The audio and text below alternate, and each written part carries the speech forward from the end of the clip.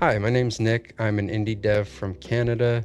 I developed this app called Hype Overlay, which is specific for Pokemon Live rips and rip and ship streamers that will automatically scan your live pulls and tell you the value of those cards in raw and PSA 10. If you get a hit that's worth a lot more, you will get these hype animations. I developed this app because I felt that this was something that was missing from a lot of streams and does add a lot of value for audience retention. If you're somebody that doesn't understand or doesn't know a lot about Pokemon TCG, this gives people a lot of context as to why it's such an exciting thing. The app integrates directly into OBS via a browser source and utilizes the virtual camera. I just want to go through each panel, tell you how it works, and hopefully this adds some value to your streams. First of all, we have the scanner view.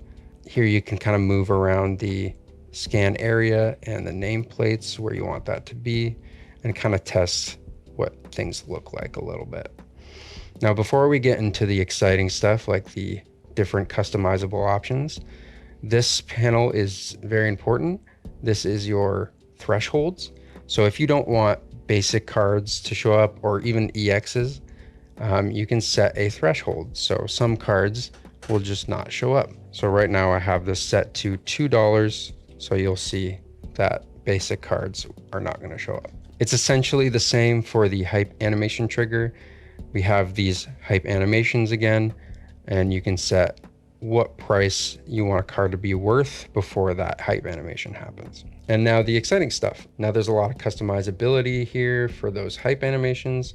We have this Make It Rain, we have lightning, Sakura petals, and a lot more there, as well as options for what those nameplates are going to look like and how they are going to come into frame. Any cards that you scan are going to show up right here in your live ledger, and you can also come over here and export that as a CSV if you decide you want that. The next thing to look at is this active card sets panel.